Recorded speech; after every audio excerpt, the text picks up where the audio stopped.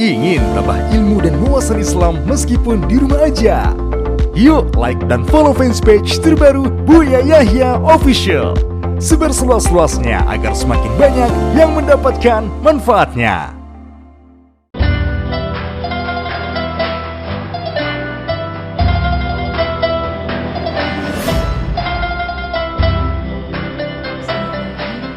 Assalamualaikum warahmatullahi wabarakatuh. Assalamualaikum warahmatullahi wabarakatuh. Bu, ada titipan pertanyaan.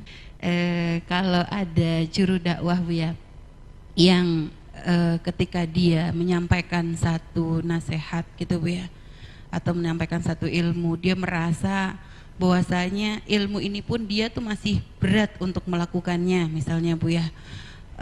Apakah boleh dia tetap menyampaikan ilmu tersebut? Secara teori dia tahu, tapi dalam prakteknya dia masih merasa kurang. Apakah dia mending menghindari pembahasan ini, ataukah dia tetap membahas tapi satu sisi dia merasa berdosa banget kalau sampai dia membahas tapi dia sendiri nggak pernah mengamalkan? Apalagi kita pernah mendengar kisah yang Buya ceritakan tentang Imam Hasan Basri. Beliau tidak akan pernah menyampaikan ilmu kecuali ilmu tersebut sudah beliau amalkan terlebih dahulu. Apakah kita harus mengikuti langkah beliau tersebut atau gimana Bu ya? Terima kasih. Baik, Masya Allah. Juru dakwah. Nah, ini adalah satu kesalahan adalah jika orang berdakwah itu dia harus sempurna di dalam mengamalkan ilmunya.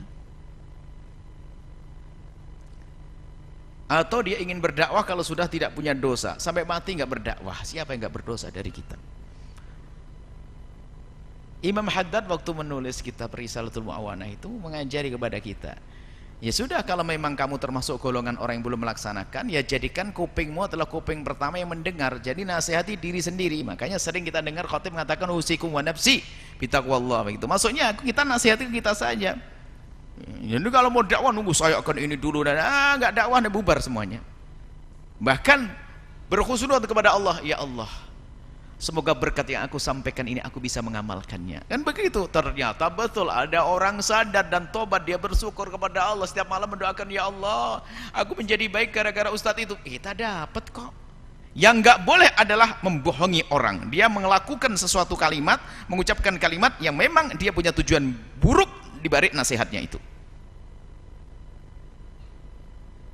Kepentingan pribadi, misalnya zakat berikan ke kiai misalnya, atau apa, ini kepentingan dunia, dan berbohong.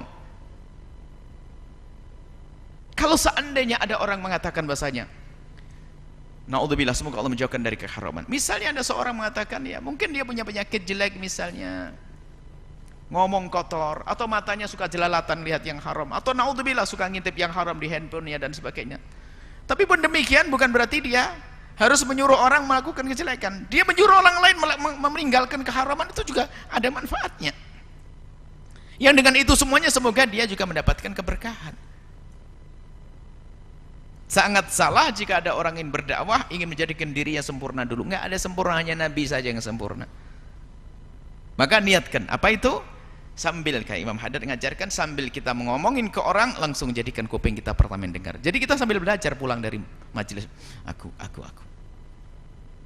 Dan ini sangat mengena sekali kalau dia selalu ngomong. Makanya orang sombong itu harus sering banyak cerita tentang kesombongan. Biar dihantemi terus kupingnya sama hatinya terus. Sombong. Dikit-dikit ngomong sombong. Masa ceramah tentang kesombongan, awas sebetulnya apa? Dia ingin memerangi kesombongan dalam diri. Karena dia tahu ada sombong dia. Sering bangga dengan kekayaan, sering bangga. Tidak. Nah itu. Jadi tetap berjuang, tetap berdakwah sambil kita berbenah. Maka bersama orang lain berbenah, kita juga akan berbenah. Mendapatkan keberkahan daripada ini, mengajak, insya Allah kita akan menjadi terbenahi secara sendiri setelah itu. Yang boleh, yang nggak boleh adalah dengan sengaja membohongi umat atau mencari kemaslahatan dunia. Ngomong tapi naudzubillah, ya, yang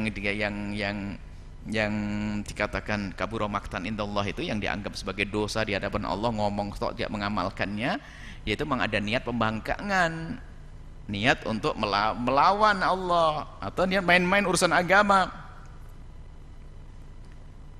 Ada orang nyuruh sedekah tapi dia belum bisa sedekah, ya pahalanya menyuruh ada nanti.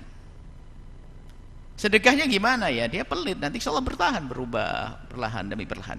Itu saja intinya, tetap saja berjuang dan jadikan kuping kita adalah kuping pertama dengar. Karena apa? Kebetulan kuping kita adalah yang paling dekat dengan mulut kita dibanding kuping orang lain. Maka kita harus orang pertama yang bisa mendengarnya. Wallahu a'lam bishawab.